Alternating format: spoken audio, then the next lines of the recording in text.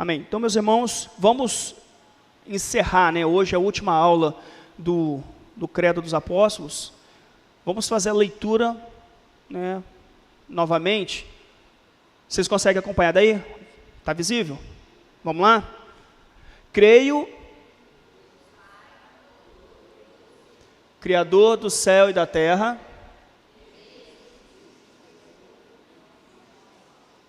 que foi concebido pelo poder do Espírito Santo, nasceu da Virgem Maria, padeceu sob Pôncio Pilatos, foi crucificado, morto e sepultado, desceu ao inferno, ressuscitou ao terceiro dia, subiu aos céus e está assentado à direita do Deus Pai Todo-Poderoso, de onde há de vir para julgar os vivos e os mortos. Creio no Espírito Santo, na Santa Igreja Católica, na comunhão dos santos, na remissão dos pecados, na ressurreição do corpo, na vida eterna. Amém.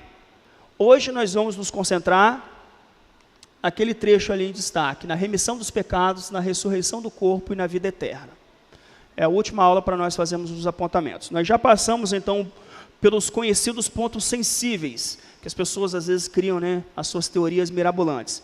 Mas passamos bem. Então, quem esteve aqui domingo passado, não foi? Domingo passado, aprendeu o significado e pode subscrever com toda a tranquilidade do mundo a confissão, né, ou o credo dos apóstolos. Nós vamos falar então sobre a remissão dos pecados. Ou seja, observe que o credo, quando a gente veio apresentando ao longo dessas 8 aulas, ele vem descrevendo sobre a obra gloriosa do Deus Trino, ou do Deus Triuno. Ele vem descrevendo então Deus Pai, Criador de todas as coisas, Cristo, né, o nosso Redentor, o Espírito Santo e a sua obra, ela se deriva também, o credo ele faz esse apontamento, depois ele aponta para a igreja, aponta para o futuro, mas agora a humanidade passa a ser mencionada no credo. E justamente quando a humanidade é mencionada no credo, ela aparece como a remissão de pecados. A igreja foi... Veja, o credo ele começa falando do Deus triuno, se volta para a igreja, lembrando que a igreja é santa, una, católica e apostólica. Nós subscrevemos isso integralmente com seu sentido, né, com a sua semântica devida. Mas agora a humanidade, então, ela chega no cerne da questão e é tratada justamente em relação à remissão dos pecados. Ou seja, quando nós aparecemos nessa confissão, nós aparecemos como pecadores. Né? O credo vai afirmar essa pecaminosidade. A grande questão é que hoje pouco se fala sobre o pecado por aí, né? Sobre a necessidade de remissão. Isso não tem sido destacado. Se nós andarmos por aí, nós vamos ver que falar sobre isso, ou que o pecado, ele não é mais popular. Há uma esperança em que a teologia contemporânea tem trabalhado, é uma esperança de autoaperfeiçoamento. A nossa esperança não está em uma troca por meio de boas ações. A nossa esperança está na remissão dos pecados. E nós precisamos pensar então nessa teologia bíblica mais robusta acerca da depravação radical, da depravação total. O que isso quer dizer? Que há um problema no mundo. O problema se chama pecado. E esse pecado afetou radicalmente todas as esferas, todas as partes do ser humano.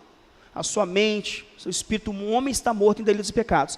Se nós compreendermos biblicamente o pecado e o que ele produz, o que ele faz em nós, nós vamos conseguir então, por meio das escrituras também, apontar qual é a solução.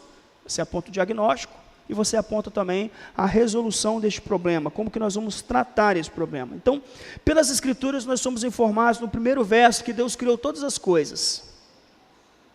Pouco mais à frente, lá em Gênesis 3, nós percebemos que o homem caiu, ele entrou em desobediência e o pecado entra no mundo. E ele afeta todas as coisas, ao ponto de, nos primeiros capítulos, nós já temos o dilúvio, como uma forma do Senhor tratar em juízo com a grande escalada do pecado ali. O pecado afetou toda a harmonia e toda a perfeição dos Deus criados, ou seja, a herança do pecado de Adão encontrou um terreno fértil nos corações dos homens que foram corrompidos. Uma série de versículos bíblicos vão tratar sobre isso. Todos pecaram e carecem da glória de Deus. Quando pecarem contra ti, pois não há homem que não peque. À tua vista, não há justo nenhum vivente.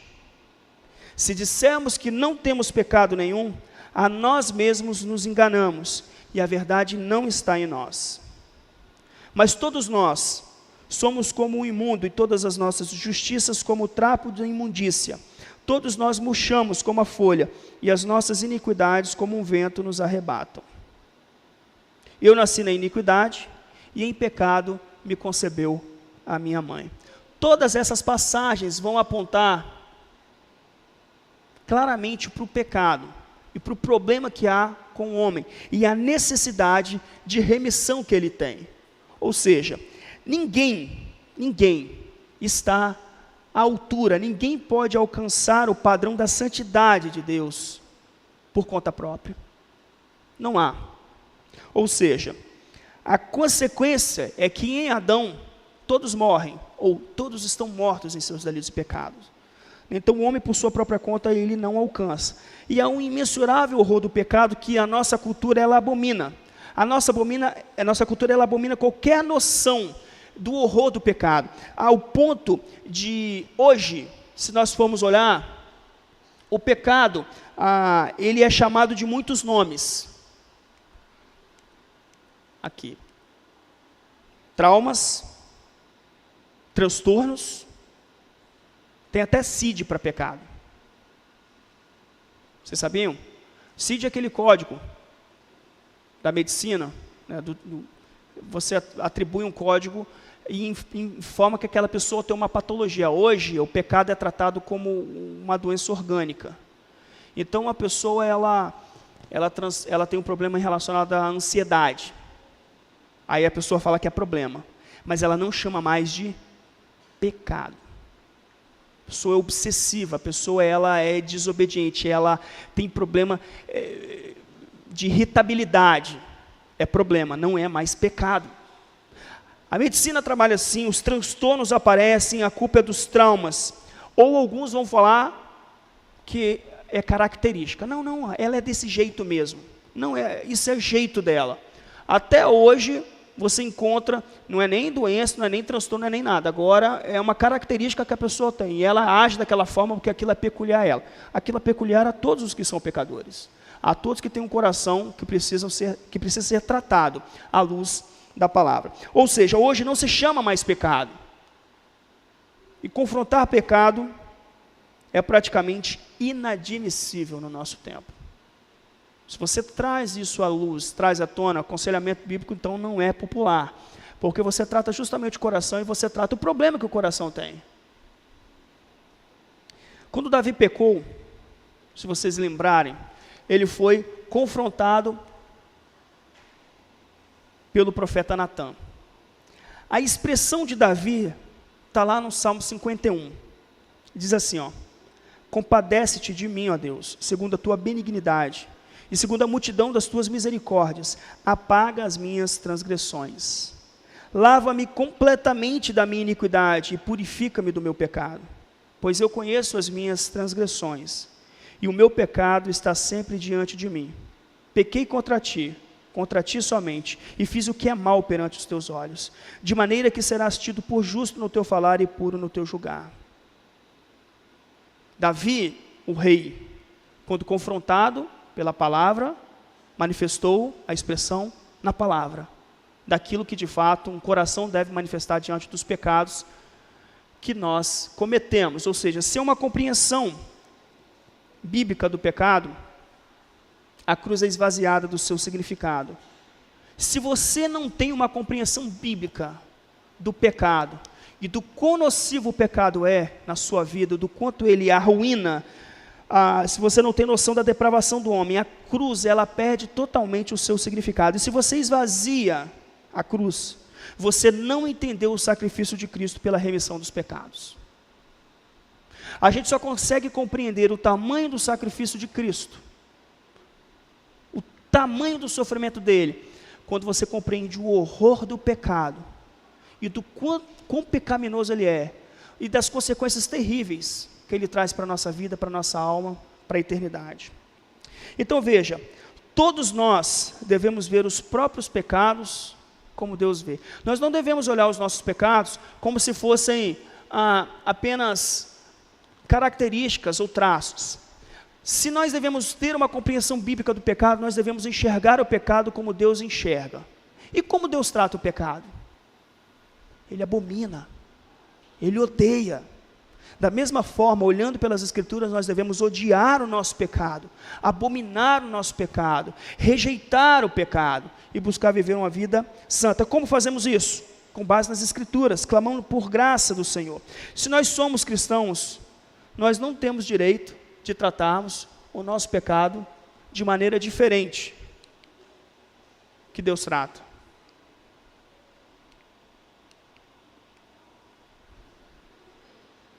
Vai voltar, então tá bom, tá joia. O pecado então, meus irmãos, qual é a tabela? Vamos botar, como que eu calculo o pecado? Ele tem que ser calculado ou medido pela profundidade de sua ofensa contra o esplendor daquele a quem ofendeu. Só para vocês entenderem, Deus é tão santo, que Ele não poderia resolver o problema do pecado sem o pagamento por essa dívida. O pagamento pela dívida, você acha que foi barato?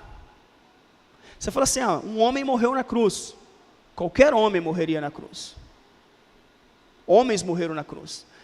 Mas somente um homem sem pecado pisou nessa terra. Somente um homem viveu uma vida inteira sem pecado.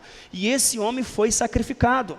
Morreu morte de cruz. Tamanho o pecado e tamanha a necessidade da remissão, a necessidade do pagamento pela remissão dos nossos pecados.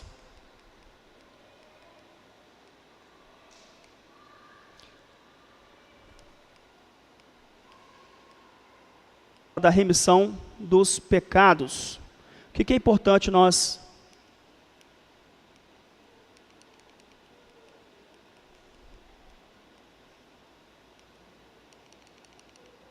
deixa eu botar aqui. Isso. O ponto é esse. O pecado é uma rebelião em que manifestamos que preferimos que Deus deixe de ser Deus do que nós abandonarmos o nosso pecado. Pensa comigo, de novo. O pecado é uma rebelião em que nós manifestamos o desejo de que Deus deixe de ser Deus, ao invés de nós abandonarmos o nosso pecado. Veja, se Deus Ele está sentado no trono do universo, e todo pecado é uma afronta a Ele, é um crime cósmico, por assim dizer. Então, toda a nossa atitude, todo o nosso pecado, que é contra Deus em primeiro lugar, ele implica que nós queremos que Deus deixe de ser Deus, para que nós continuemos a viver o nosso pecado. Essa é a luta dos nossos corações, principalmente a luta dos filhos de Deus. Nós lutamos contra os nossos pecados e nós precisamos compreender o seguinte: o que reina no meu coração? É a minha vontade guiando a minha vida? Ou é a vontade de Deus sobre a minha vontade guiando a minha vida? Então, se o meu desejo é amar o meu pecado e a minha vontade como escrava do pecado, eu desejo que Deus saia do trono do universo, porque eu faço como Adão.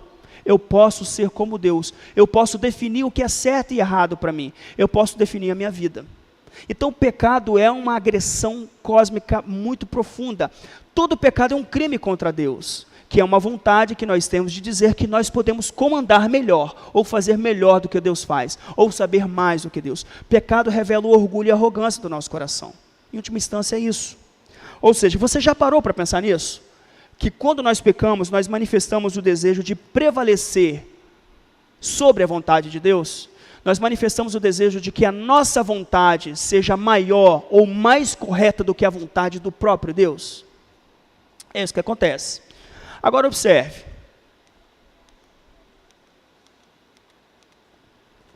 Aquele que não conheceu o pecado, Ele o fez pecado por nós, para que nele fôssemos feitos justiça de Deus. É justamente quando nós depositamos fé para a salvação, compreendemos a necessidade que nós temos que remir os pecados. Nós não podemos remir por nossa própria conta, nós precisamos de um resgatador. nós precisamos de um redentor. Então é a expiação de Cristo que vai assegurar a remissão de pecados para aqueles que colocam fé nele. O texto bíblico então fala que aquele que não conheceu o pecado, ele se fez pecado por nós, para que nele nós pudéssemos ser feitos justiça de Deus. Ou seja, somente em Cristo nós somos declarados justos, somente em Cristo nós temos os nossos pecados redimidos, nossos pecados pagos. É somente Cristo que faz isso. E se nós confessarmos os nossos pecados, ele é fiel e justo para nos perdoar os pecados e nos purificar de toda injustiça. Ou seja, nós não devemos viver culpados, carregando hoje o peso do passado como quem não tem salvação ou não tem esperança pelo futuro. Mas eu quero te dizer que a culpa decorrente do pecado que ainda nos rodeia, ela é uma bênção para o cristão. Você já parou para pensar que você talvez possa conhecer algumas pessoas que elas vivem uma vida degenerada, uma vida sem Deus, e elas cometem pecados, e elas fazem isso com toda a naturalidade do mundo, como se elas não fossem pagar por isso em algum momento. Aquilo acaba sendo natural para elas não têm preocupação, não há nenhum peso, não há nenhum arrependimento, não há nenhuma culpa.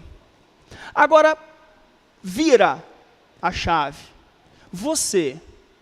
Se você comete pecado, ou quando você transgride a lei de Deus, como que fica a sua consciência? Você se sente culpado? A Bíblia te condena, a palavra de Deus condena, o Espírito de Deus te convence ao ponto de você se sentir culpado? Ou seja, a culpa para o cristão é um instrumento, é um meio, é algo que ele deve considerar como uma bênção, porque a culpa deve nos levar diretamente à única esperança que nós temos. Qual é a única esperança? Qual é a única esperança? Vocês não lembram da campanha de missões? Lembra da campanha de missões? Teve uma campanha de missões. Jesus, a única esperança. Não é uma esperança, é a única. A culpa, então, para o crente que lida com jaio ainda não, que transgride a lei de Deus, mas que busca arrependimento, mas que busca santificação, quando ele transgride, quando ele peca, quando ele erra, a culpa tem que fazê-lo se achegar ao trono da graça, se achegar à cruz de Cristo, para pedir perdão pelos seus pecados. Então a culpa é uma bênção para nós. Mas não só a remissão dos pecados, né? Fala também sobre a ressurreição do corpo e a vida eterna. Após nós falarmos da remissão de pecados, há uma outra sentença no credo que ele encerra, né? Sobre crer na ressurreição do corpo e a vida eterna. A ardente expectativa da criação aguarda a revelação dos filhos de Deus. Paulo fala aos Romanos. Nós vivemos e nós cremos que vamos viver para sempre, embora talvez nós morramos. Mas se nós morrermos, a nossa morte será meramente uma morte física, mas não espiritual. E não vai ser uma morte para sempre. Se nós morrermos fisicamente, imediatamente nós nos encontraremos com Cristo. De certa forma, nós já iniciamos a vida eterna. A gente vive na tensão do já e do ainda não. Mas como nós entregamos a nossa vida a Cristo, como Cristo vem limpa e paga pelos nossos pecados, mora no nosso coração, somos habitação do Espírito de Deus, nós vivemos para sempre. Então Cristo pagou o preço pelos nossos pecados. Mas a morte ainda existe. Ela pode ocorrer ainda. A morte, ela pode separar um irmão querido de nós. A morte pode tomar um irmão querido de nós. Mas a nossa expectativa e a esperança pela palavra de Deus é de que esse irmão que foi tomado de nós pela morte, seja tomado da morte por Jesus. Vocês já pararam para pensar nisso também? A morte pode nos tomar algumas pessoas, mas Jesus toma essas pessoas da morte, porque Ele venceu a morte. Então, a ressurreição do corpo é uma expectativa, é uma esperança, nós aguardamos isso, ou seja, ser cristão nesse aspecto é ansiar. Veja, nós não devemos ansiar, andar ansiosos, mas o ansiar aqui é a esperança pela ressurreição do corpo. Nós, naquele dia, teremos o nosso corpo ressuscitado, um corpo aperfeiçoado, um corpo glorificado. Paulo fala que nós seremos como Cristo é. Nós seremos como Ele é. Você lembra como é que Cristo estava depois que Ele foi ressuscitado, com o corpo glorificado?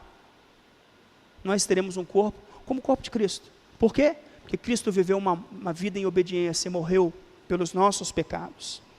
Veja que o credo, então, ele não termina com um gemido, como algo tristonho, mas a última sentença é a crença na ressurreição do corpo, que é uma vitória, é um brado de vitória. E termina também com a vida eterna. Ressurreição do corpo e vida eterna. O que mais um cristão pode querer? O principal é, nós somos salvos da morte eterna, somos salvos para viver para sempre com isso, e começamos essa vida agora. Ainda agora nós podemos desfrutar de inúmeras bênçãos que Deus concede, mas a maior de todas é que nós estaremos com Ele eternamente, quando esse tempo aqui findar. Nós viveremos eternamente num corpo glorificado, quando esse tempo findar. Essa é a esperança que nos move, essa é a esperança que nos faz congregarmos e aguardarmos com ansiedade, com expectativa, o céu, o estabelecimento total do reino. Agora abra comigo aí para nós concluirmos o texto de 1 Coríntios. Nós vamos ler alguns versículos e eu gostaria que vocês lessem comigo, para nós encerrarmos aqui.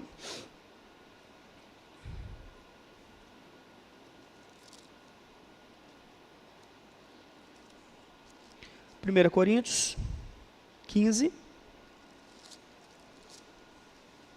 12 até 26. Depois de 35 a 42. Acho que não dá para projetar, mas vamos tentar fazer uma leitura responsiva. Eu gostaria que vocês integrassem no texto também, né? Participassem do texto. 1 Coríntios 15, de 12 a 26. Eu vou começar lendo, tá? Versículo 12. Ora, se a corrente pregasse que Cristo ressuscitou dentre os mortos, como pois afirmam alguns dentre vós, que não há ressurreição de mortos. Versículo 13.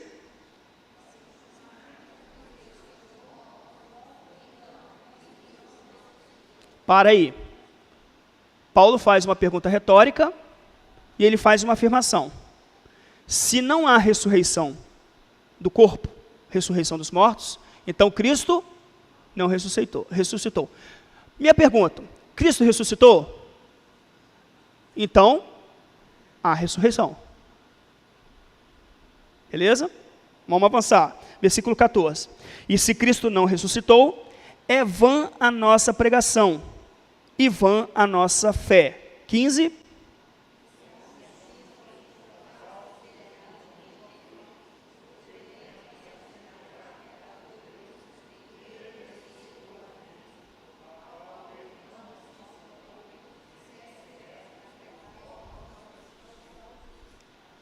Uma cláusula consequente à afirmação, à pergunta retórica anterior. Olha, se não tem ressurreição, e Cristo não ressuscitou, e se Cristo não ressuscitou porque não tem ressurreição dos mortos, a nossa pregação vale de nada. E a fé que vocês têm não vale de nada também. Porque a base da fé tem a ver com a vindicação de Deus ao seu Filho de ter ressuscitado dos mortos, e assegurado que o sacrifício de Cristo na cruz pelos pecados do seu povo, foi aceito. Logo, eu tenho segurança de que eu também ressuscitarei no último dia, porque Cristo mesmo fala. Então Paulo está falando o seguinte, olha, se vocês não creem na ressurreição dos mortos, se vocês não creem que Cristo ressuscitou, por consequência, então a pregação e a fé, ela é vazia, não tem fundamento. Mas se Cristo ressuscitou, então a nossa pregação e a nossa fé não é vã. Versículo 16. Porque se os mortos não ressuscitam, também Cristo não ressuscitou. 17.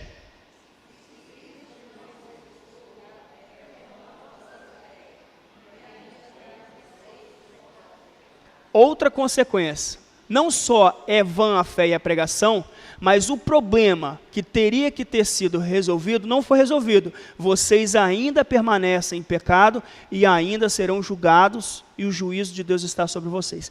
Entendem a ressurreição como uma conexão, a remissão de pecados e a vindicação de Deus em relação à aceitação do sacrifício de Cristo? Ou seja, Cristo ter ressuscitado é a confirmação de que o pagamento pelos pecados do povo de Deus foi aceito. Versículo 18. E mais, os que dormiram em Cristo pereceram. 19.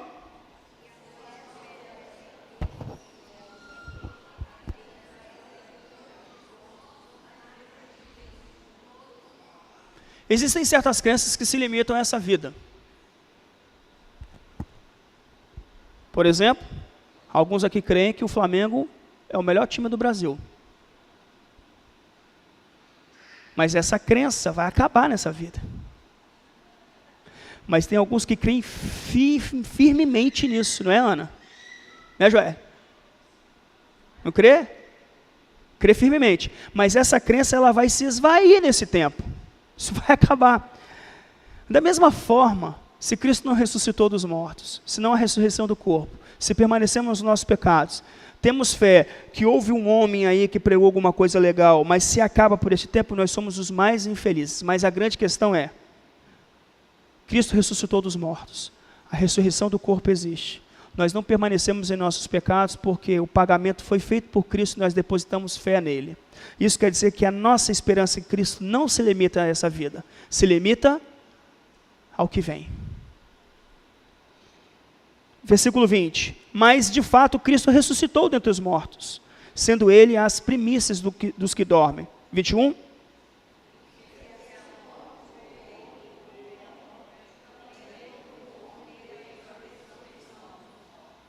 Os dois versículos são claros, né?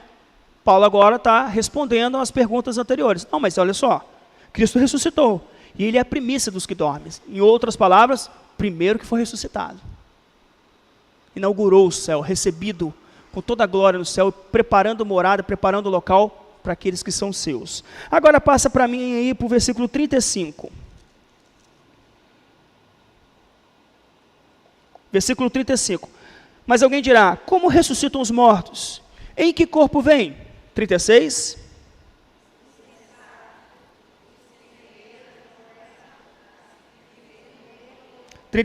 E quando semeias, não semeias o corpo que há de ser, mas o simples grão, como de trigo ou de qualquer outra semente. 38.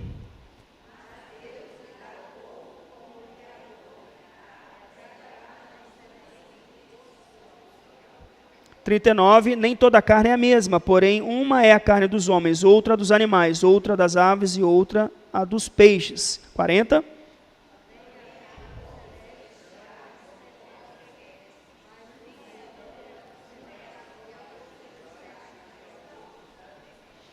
Uma é a glória do sol, outra é a glória da lua, e outra das estrelas, porque até entre estrela e estrela há diferenças de esplendor. 42.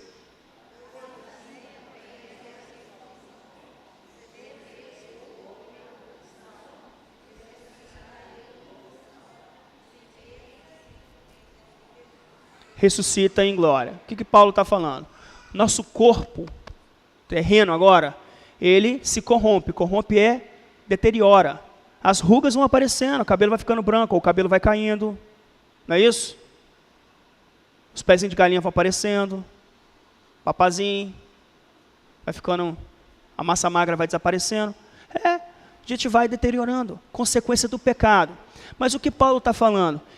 Que esse corpo não é o corpo da glória, mas aquilo que você em vida semeou em corrupção, vai se ressuscitar em um corpo glorioso, em incorrupção. Então aqueles que em Cristo morrem são ressuscitados em um corpo glorioso, um corpo perfeito, um corpo sem ruga, sem mácula, sem pé de galinha, o cabelo vai ser top.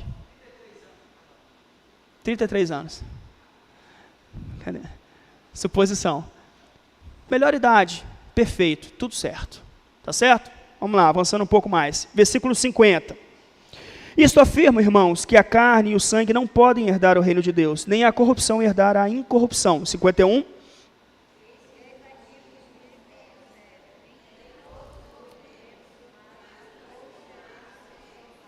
que Paulo está falando? Cristo vai voltar.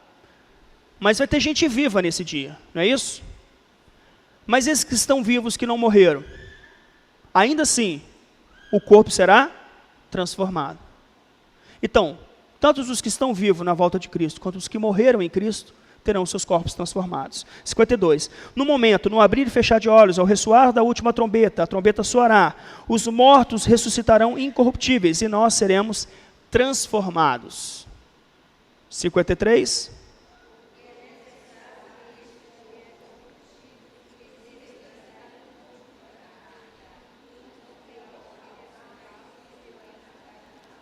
Quando ele fala em nós seremos transformados, ele fala numa linguagem atemporal. Nós que estivermos vivos, teremos os corpos transformados. Versículo 54, né? E quando este corpo corruptível se revestir de incorruptibilidade e o que é mortal se revestir de imortalidade, então se cumprirá a palavra que está escrita. Tragada foi a morte pela vitória. 55.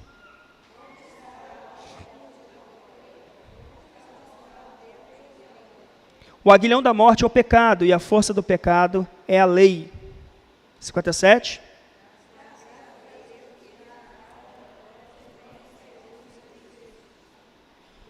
Segura aí. Ou seja, a morte é o último inimigo a ser vencido, que quando Cristo estabeleceu o reino não haverá mais morte. Mas nesse tempo, no já e ainda não, podemos morrer. Mas a morte não vai ser para sempre, porque Cristo nos ressuscita com o corpo glorificado. Por isso que é onde está a morte, a tua vitória. E por que ele fala aqui, né? A força do pecado é a lei. Porque a lei é o que aponta que nós não vivemos em conformidade com o Senhor. E somente justificados em Cristo, ou seja, descansando na perfeita obediência de Jesus, é que nós cumprimos de maneira evangélica a lei. Nós não cumprimos a lei, mas em Cristo nós somos obedientes. Porque Cristo obedeceu perfeitamente à lei. E aí tem o último versículo, 58. Portanto, meus amados irmãos, sede firmes, inabaláveis e sempre abundantes na obra do Senhor, sabendo que no Senhor o vosso trabalho não é vão. A gente gosta muito de falar desse versículo. Mas você já parou para pensar que esse versículo é a consequência de toda a tratativa de Paulo a respeito da ressurreição do corpo, da esperança da glória? Ou seja, quando você tem a esperança da glória, quando você tem certeza que você será ressuscitado, quando você tem certeza que Cristo ressuscitou dos mortos, que Ele há de voltar para remir a sua igreja, remir o seu povo, então, meus irmãos, vocês podem ser firmes, constantes e sempre abundantes na obra do Senhor, porque no Senhor o vosso trabalho não é vão. Amém? É isso. Não é só um estímulo a nós trabalharmos na casa de Deus, mas é uma consequência de nós termos certeza e convicção de que Jesus ressuscitou dentre os mortos, nós ressuscitaremos dentre os mortos, Ele cumpriu a lei em obediência, e nós somos obedientes em Cristo, de forma a sermos justificados e vencemos a morte, porque Ele venceu a morte por nós. Meus irmãos, que Deus nos abençoe, que de fato vocês possam se debruçar e voltar de vez em quando no credo aí, olhar para essas sentenças e se lembrar das aulas, e que Deus possa alimentá-los por meio de documentos históricos que tanto abençoaram a igreja ao longo desses milhares de anos aí. Amém? Que Deus abençoe.